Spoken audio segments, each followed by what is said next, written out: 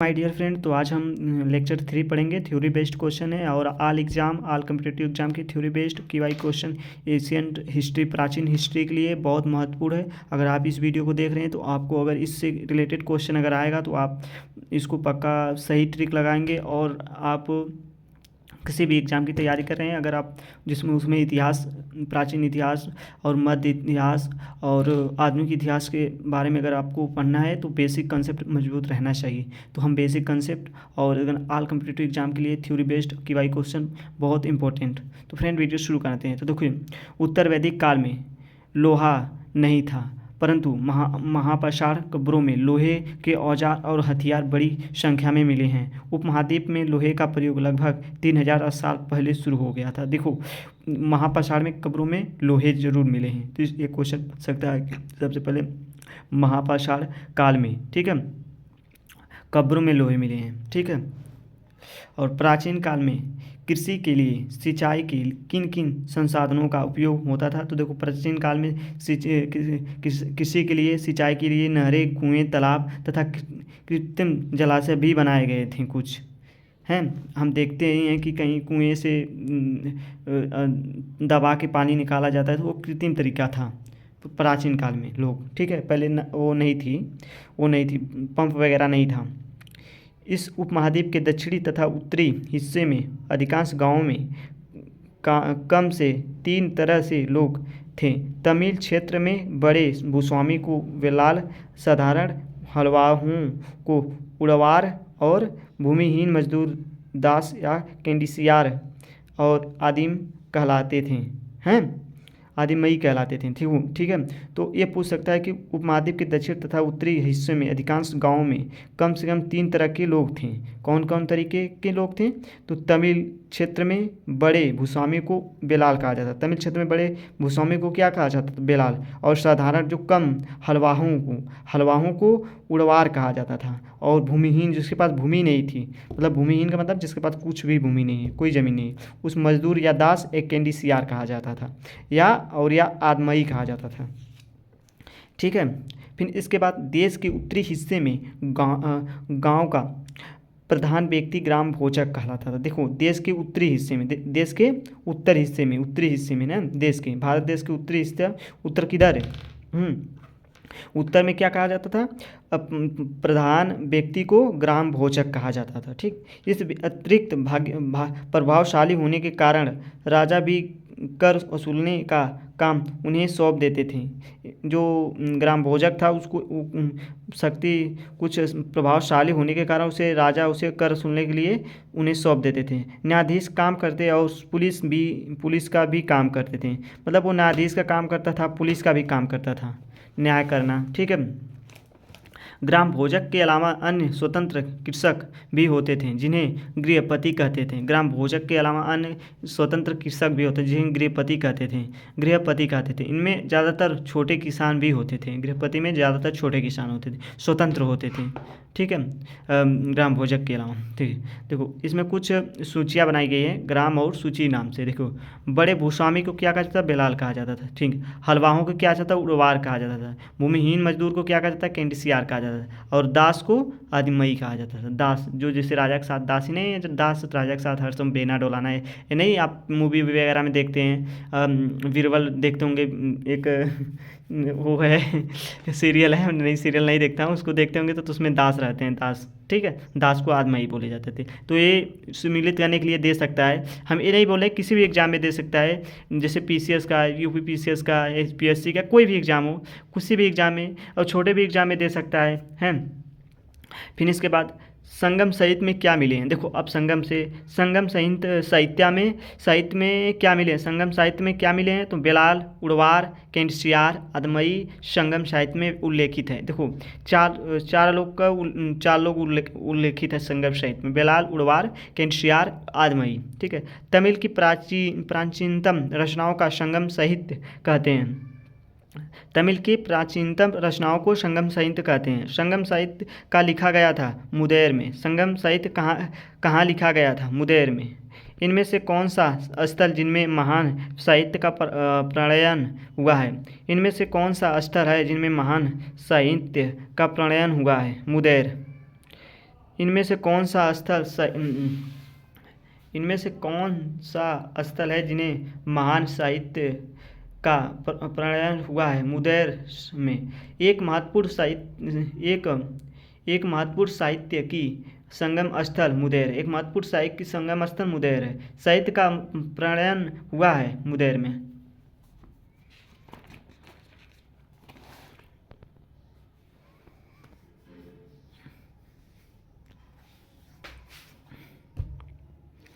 तमिल की प्राचीनतम रचनाएँ कहलाती हैं संगम साहित्य, वैदिक साहित्य, जैन साहित्य, बौद्ध साहित्य। में से संगम साहित्य तमिल के प्राचीनतम रचनाएँ कहलाती हैं। संगम साहित्य देखिए, संगम लिटरेचर निम्नलिखित में से किससे संबंधित है? तो तमिल से। संगम साहित्य किससे संबंधित है? तमिल से। संगम साहित्य की रचना लगभग 2300 वर्ष पूर्व की गई थी, ठीक है। और प्राचीन काल के भरुच वेरिगाजा क्या है? उन्हें यूनानी लोग भरूच और वेरिगाजा कहते थे, यूनानी लोग प्राचीन में।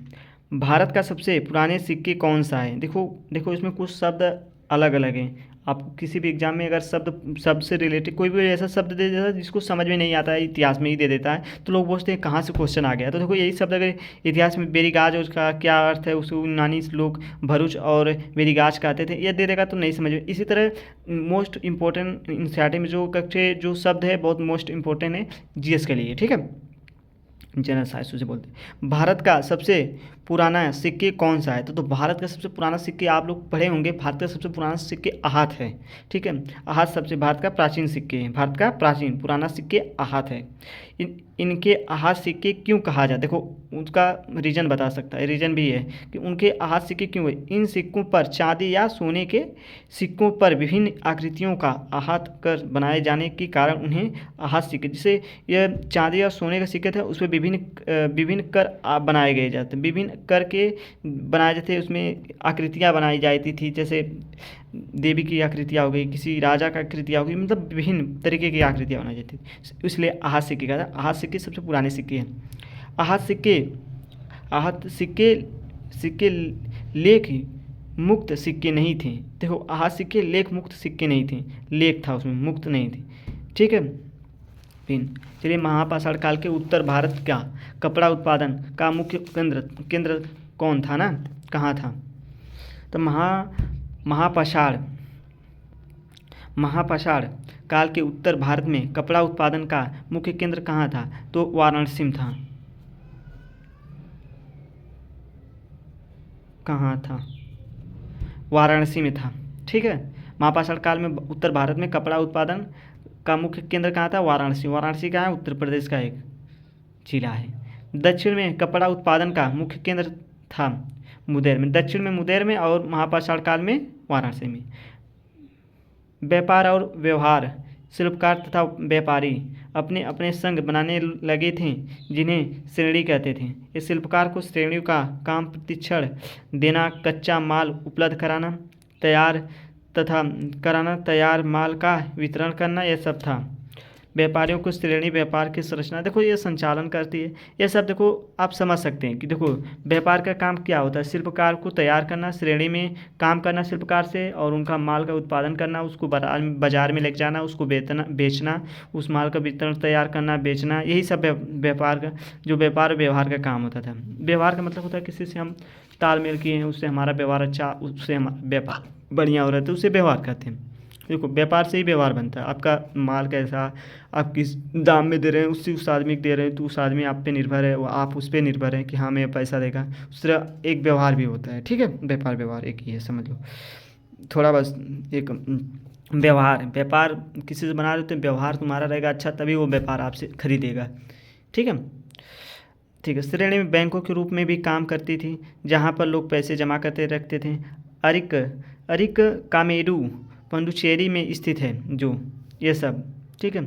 यह भूमध्य सागरीय क्षेत्र में सफोरा एफोरा जैसे पात्र मिले हैं यहाँ पर इससे शराब या तरल पदार्थ रखे जा सकें, ठीक है। ये देखो यहाँ भूमध्य सागरीय क्षेत्र में अफोरा जैसे पात्र मिले हैं, इनमें शराब या तरल पदार्थ रखे जा सकते हैं। तो बस ये लास्ट है, इसके बाद हम अगले वीडियो में मिलते हैं फ्रेंड। तो फ्रेंड हम रख रहे हैं, जिससे आप अगले वीडियो में लेक्चर 5 में लाऊंगा।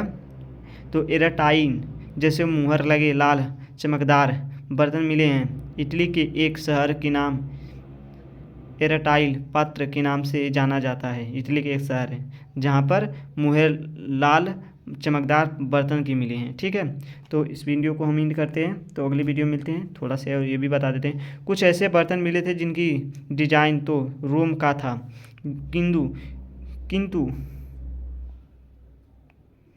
किंतु वे यहीं बनाए जाते थे।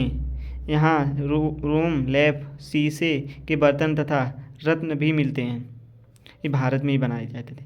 आर्कमेडू में कपड़े के रंगाई के कुंड अरिका मेरू यहाँ मिले हैं। यहाँ पर छोटे छोटे कुंड भी मिले हैं। देखो ये पूछ अरिका मेरू में क्या मिला है ना। ऑप्शन दे देगा 2-3 ठे, दे देगा कुंड, रंगाई का कुंड, कप मतलब वही में वगैरह अगर ऑप्शन दे देगा। मैं नहीं बना पा रहा हूँ, आप बना लीजिएगा। ठीक है, पूछ सकता है। अरिकामेरू में शीशे और अर्ध बहुमूल्य पत्थरों से मनके बनाने के पर्याप्त साक्ष्य मिले हैं। ठीक है, अरिकामेरू में अर्ध, ठीक, बहुमूल्य मतलब बहुत कीमती। फिर इसके बाद तमिल ब्राह्मी अभिलेख क्या है। ऐसे अभिलेख हैं जिनकी लिपि, जिनकी भाषा तमिल होती थी, लिपि ब्राह्मीण होती थी। देखो उनकी भाषा तमिल होती थी, लिपि ब्राह्मीण होती थी। तो लिखने की जो तरीका था वो ब्राह्मीण होती थी, और लिपि क्या थी, तमिल थी। ठीक, तमिल ब्राह्मीण अभिलेख क्या है। ठीक, तो हम अगली वीडियो में मिलते हैं फ्रेंड, तब तक के लिए बाय, और आप तैयारी करिए। ठीक है फ्रेंड।